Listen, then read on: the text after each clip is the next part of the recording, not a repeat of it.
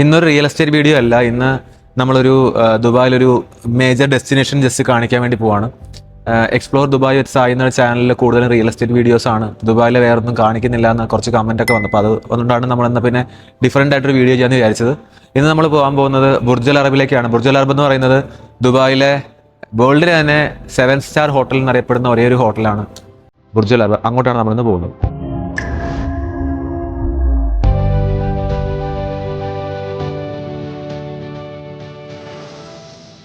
Actually വേൾഡിൽ 7 star എന്ന് പറയുന്ന റേറ്റിംഗ് ഇല്ല. 5 സ്റ്റാർ ഹോട്ടൽസ് മാത്രമേ വേൾഡിലുള്ളൂ. അപ്പം 7 സ്റ്റാർ ഹോട്ടൽ എന്ന് എന്തുകൊണ്ടാണ് ബുർജ് അൽ അറബ് പറയുന്നതെന്ന് പറഞ്ഞാൽ, ഒരു BBC ജേർണലിസ്റ്റ് ബുർജ് അൽ അറബിൽ ഒന്ന് താമസിച്ചു. അവിടുന്ന് പോയ സമയത്ത് പുള്ളി എഴുതിയൊരു ജേർണലിൽ പുള്ളി പറഞ്ഞതാണ്, ഈ ഹോട്ടലിന് 5 സ്റ്റാർ റേറ്റിംഗ് കൊടുത്താൽ പോരാ, അതിന് മുകളിൽ 7 സ്റ്റാർ എന്നുള്ള റേറ്റിംഗ് ഉണ്ടെങ്കിൽ അത് കൊടുക്കണം എന്നുള്ള രീതിയിൽ പറഞ്ഞ്, പിന്നെ അത് അങ്ങനെ സ്പ്രെഡായി ആണ് എല്ലാവരും ബുർജ് അൽ അറബ് 7 സ്റ്റാർ ഹോട്ടലാണെന്ന് പറയുന്നത്. ബുർജ് അൽ അറബ് ആക്ച്വലി ഒരു 5 സ്റ്റാർ ഹോട്ടലാണ്. പക്ഷേ അതിൻ്റെ ഫീച്ചേഴ്സും അതിൻ്റെ ഫെസിലിറ്റീസ് ഒക്കെ നോക്കുകയാണെന്നുണ്ടെങ്കിൽ അത് 5 സ്റ്റാറിന് ഒരുപാട് മുകളിലാണ്. നമ്മൾ ബാക്കിയുള്ള 5 സ്റ്റാർ ഹോട്ടലിനെ കമ്പയർ ചെയ്യുമ്പോൾ, വേൾഡിലെ ഏത് ഹോട്ടലായിട്ട് കമ്പയർ ചെയ്യുമ്പോഴും ബുർജ് അൽ അറബിൻ്റെ ഒരു ഫെസിലിറ്റീസും ലക്ഷറി എന്ന് പറയുന്നത് ബാക്കി ഏത് 5 സ്റ്റാർ ഹോട്ടലിനെക്കാട്ടും ഒരുപാട് മുകളിലാണ്. അത് നമുക്ക് ഇപ്പോൾ അവിടെ പോയി കാണാം.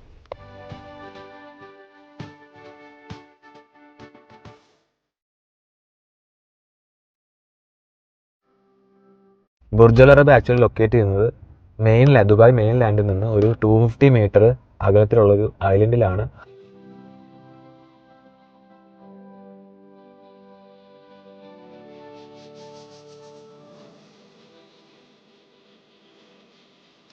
നമ്മൾ വണ്ടി വാലേ പാർക്കിങ്ങിൽ കൊടുത്ത് നമ്മൾ എൻട്രൻസിൽ കയറി കഴിഞ്ഞാൽ അത് നല്ല അടിപൊളി ലോബിയാണ് വരുന്നത്. ലോബിയിൽ തന്നെ ഡിഫറെൻറ്റ് കളർ ഷെയ്ഡ്സിൽ വരുന്ന റൂഫ്, അതുപോലെ തന്നെ ഗോൾഡ് പ്ലേറ്റ് ചെയ്തിട്ടുള്ള പില്ലേഴ്സ്, എന്താ പറയുക, വേൾഡിൽ തന്നെ ഏറ്റവും ഹൈറ്റുള്ള ഫൗണ്ടൻ, അങ്ങനെ ഒരുപാട് പ്രത്യേകതകളാണ് ലോബിയിലുള്ളത്. പിന്നെ ലോബിയിൽ തന്നെ വലിയൊരു അക്വേറിയം ഉണ്ട്. അങ്ങനെ എന്താ പറയുക, നമ്മൾ ഒരു കൊട്ടാരത്തിലേക്ക് കയറി വരുന്ന ഫീലാണ് ബുർജ് അൽ അറബിലേക്ക് കയറി വരുന്നത്. നമ്മളിപ്പോൾ ബുക്ക് ചെയ്തിരിക്കുന്ന ഹോട്ടൽ റെസ്റ്റോറൻറ്റ് എന്ന് പറയുന്നത് 26ാമത്തെ ഫ്ലോറിലെ സ്കൈ വ്യൂ റെസ്റ്റോറൻ്റ് ആണ്. അതിൽ നമുക്ക് ആഫ്റ്റർനൂൺ ടീ എന്ന് പറയുന്ന ഒരു സെഷനിലാണ് ഒരു ടേബിൾ ബുക്ക് ചെയ്തിരിക്കുന്നത്. അതിന് അപ്രോക്സിമേറ്റ്ലി കോസ്റ്റ് വരുന്നത് 500 dirhams ആണ്, അതായത് ഇന്ത്യൻ റുപ്പീസിൽ 12,000 രൂപ. ബുർജ് അൽ അറബിൽ വരണമെന്നുണ്ടെങ്കിൽ വലിയ ബുദ്ധിമുട്ടൊന്നുമില്ല. ഇവിടെ നമുക്ക് ഒരുപാട് റെസ്റ്റോറൻറ്റ്സ് ഉണ്ട്. ഇവിടെ താമസിക്കണമെന്നുണ്ടെങ്കിൽ, അതായത് ഇന്ത്യൻ റുപ്പീസിൽ വരുമ്പോൾ ഏകദേശം ഒരു 2.5 ലക്ഷം രൂപയോടെ നമുക്ക് ഇവിടെ താമസിക്കണമെന്നുണ്ടെങ്കിൽ ഒരു നൈറ്റിൽ കൊടുക്കേണ്ടി വരും.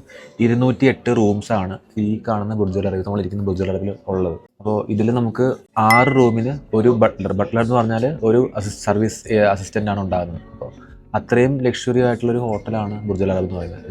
ഇവിടെ നമ്മൾ ഇരിക്കുന്നത് സ്കൈ വ്യൂസ് എന്ന് പറയുന്ന ബുർജ് അൽ അറബിലെ ഒരു റെസ്റ്റോറൻറ്റിലാണ്. ഇവിടെ നമുക്ക് 500 dirhams ആണ് ഒരു ടീ, അതായത് നമുക്ക് ആഫ്റ്റർനൂൺ ടീ എന്നാണ് പറയുന്നത്. ആ ഒരു സെഷനിൽ നമുക്ക് ഇവിടെ ഇരിക്കണമെന്നുണ്ടെങ്കിൽ 500 dirhams, നാട്ടിൽ 12,000 രൂപയാണ് എക്സ്പെൻസ് വരുന്നത്. ഇവിടെ ഇതുപോലെ ഒരുപാട് റെസ്റ്റോറൻറ്റ്സ് ഉണ്ട്, പല ടൈപ്പിലുള്ള റെസ്റ്റോറൻറ്റ്സ് ഉണ്ട്. ഏറ്റവും ടോപ്പിലൊരു റൂഫ് ബാർ ഉണ്ട്. പിന്നെ ഇതിൽ ഏറ്റവും ടോപ്പിൽ നമ്മൾ പറഞ്ഞ പോലെ ഒരു ഹെലിപാഡ് ഉണ്ട്.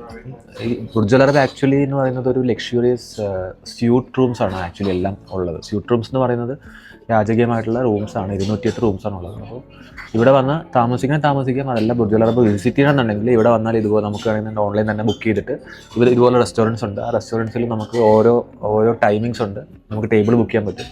ടേബിൾ ബുക്ക് ചെയ്ത് ഇവിടെ വന്നിരുന്നു കഴിഞ്ഞാൽ നമുക്ക് അവർ ഒരു മെനു തരും.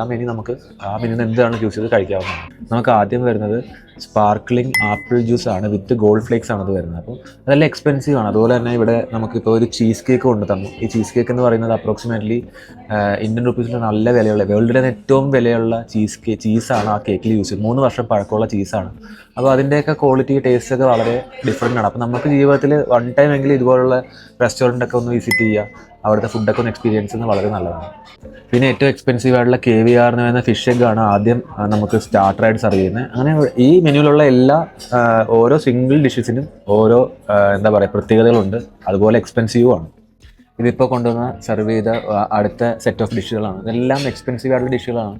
അപ്പോൾ നമ്മൾ ആ ഒരു പൈസ കൊടുക്കുന്നത് കൊണ്ട് നമുക്ക് ആ ഒരു ടേസ്റ്റും അതുപോലെ തന്നെ ഡിഫറെൻ്റ് ആയിട്ടുള്ള ഒരു എക്സ്പീരിയൻസ് ആണിത്. ദുബായിൽ Sheikh Mohammed Burj Al Arab പണിയുന്ന സമയത്ത് അതൊരു ഗോൾഡൻ ഏരിയ ആയിരുന്നു. ആ സമയത്താണ് ഒരുപാട് വിഷൻസ് ഷെയ്ഖ് മുഹമ്മദ് അലോക്കേറ്റ് ചെയ്തത്. അപ്പം പാം ജുമേറ, അല്ലെങ്കിൽ Burj Al Arab, Burj Khalifa, അങ്ങനെ ഒരുപാട് കാര്യങ്ങൾ, ദുബായ് മെട്രോ ഒക്കെ ആ ഒരു ടൈമിലാണ് ഗവൺമെൻറ്, അതായത് ഷെയ്ഖ് മുഹമ്മദ് അനൗൺസ് ചെയ്തത്.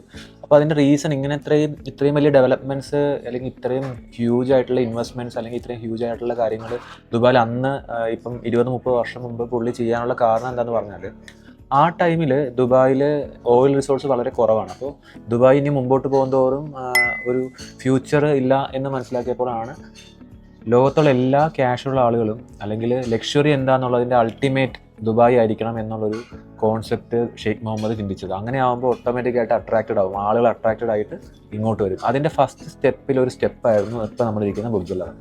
ഒരുപാട് ഡിഫറെൻറ്റ് ടേസ്റ്റുള്ള ഐറ്റംസാണ്. പേര് ഡിഫറെൻറ്റ് പേരാണ്. അതൊന്നും പറഞ്ഞാൽ നിങ്ങൾക്ക് മനസ്സിലാവില്ല, എനിക്കും മനസ്സിലായിട്ടില്ല. സോ ഇതിലിപ്പം ഞാൻ നോക്കുകയാണെന്നുണ്ടെങ്കിൽ ഒരുപാട് ഐറ്റംസ് ഉണ്ട്. അതിലെല്ലാം ഡിഫറെൻറ്റ് എന്താ പറയുക, ഒരുപാട് സ്വീറ്റ് ഒന്നുമില്ല. ഇത് മാംഗോയുടെ ഐറ്റമാണ്. പേര് ഞാൻ വായിച്ചായിരുന്നു, പക്ഷേ ഇത് പറയാൻ ഇത്തിരി ബുദ്ധിമുട്ടുണ്ട്. പക്ഷെ എന്നാലും ഡിഫറെൻ്റ് ഒരു എക്സ്പീരിയൻസ് ആണ് ഈ ഇങ്ങനത്തെ ഫുഡുകളൊക്കെ. നമ്മൾ നോർമലി എന്നും കഴിക്കുന്ന ടൈപ്പ് ഫുഡുകളല്ല, ഒരുപാട് വയറ് നിറച്ച് കഴിക്കാനുള്ളതല്ല ഒരു ഉദ്ദേശം എന്ന് പറയുന്നത്. എല്ലാത്തിൻ്റെയും ടേസ്റ്റ് എക്സ്പീരിയൻസ് ഉള്ളതാണ്. ഇതൊരു മാംഗോ വെച്ചിട്ടുള്ളൊരു കൈൻഡ് ഓഫ് ചീസ് കേക്കാണിത്. ഇവിടെ നിന്ന് നമുക്ക് ദുബായിയുടെ കോസ്റ്റൽ ലൈനിലുള്ള എല്ലാ ഡെവലപ്മെൻറ്റ്സും കാണാൻ പറ്റും. നമ്മൾ റിയൽ എസ്റ്റേറ്റിൻ്റെ ആളായതുകൊണ്ട് റിയൽ എസ്റ്റേറ്റിൽ കാണാനൊക്കെ പറയണമല്ലോ. അപ്പോൾ ഈ കാണുന്നതാണ് ജുമേറ ബീച്ച് ഹോട്ടൽ. അതുപോലെ ഇതാണ് ജുമേറ മാസ അൽ അറബ്.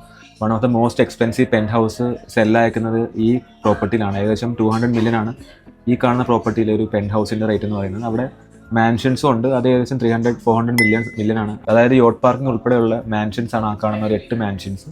അതെല്ലാം അതിനോട് കണക്റ്റഡ് ആയിട്ടാണ്. പിന്നെ ആ കാണുന്ന ചെറിയൊരു ഐലൻഡില്ലേ, അവിടെയാണ് ഫ്യൂച്ചറിൽ കാസിനോ വരാൻ സാധ്യതയുള്ള ഐലൻഡ്. അവിടെയാണ് വിൻ കാസിനോ വരാൻ സാധ്യത എന്നാണ് പറയപ്പെടുന്നത്. അത് കൺഫേം ആയിട്ടില്ല, പക്ഷേ ഒരു 99% ആ കാണുന്ന ഐലൻഡിൽ ഏതെങ്കിലും കൈൻഡ് ഓഫ് ഒരു ഗാംബ്ലിംഗ് ഒരു സെക്ടർ ആയിരിക്കും ആ കാണുന്ന ഐലൻഡ്. അതുപോലെ കോസ്റ്റൽ ലൈനിൽ അങ്ങ് നമുക്ക് കൈറ്റ് ബീച്ച് കാണാം, അങ്ങ് നമുക്ക് മാരിടൈം സിറ്റി കാണാം, റാഷിദ് ജോർസൺ മരീന കാണാം. അതാണ് വേൾഡ് ഐലൻഡ്. അവിടെ ഒരുപാട് ഓപ്പർച്യൂണിറ്റീസ് വരുന്നുണ്ട്. ഡമാക്കിൻ്റെ ഉണ്ട്, ഹാർട്ട് ഓഫ് യൂറോപ്പ് എന്ന് പറയുന്നൊരു കമ്പനി ചെയ്യുന്നുണ്ട്. അങ്ങനെ പല ഡെവലപ്മെൻറ്റ്സും ആ വേൾഡ് ഐലൻഡിൽ വരുന്നുണ്ട്. പിന്നെ ഇവിടെ നിന്ന് നമുക്ക് നമ്മുടെ പാം ജുമേറ കാണാം. പാം ജുമേറയിൽ നമുക്ക് കംപ്ലീറ്റ് പാം ജുമേറ ഇവിടെ നിന്ന് കാണാം. എല്ലാ പ്രോപ്പർട്ടീസും അതിൻ്റെ ഡിസൈനും കാര്യങ്ങളും എല്ലാം കാണാം. ആ കാണുന്നത് റോയൽ അറ്റ്ലാന്റിസ് ആണ്.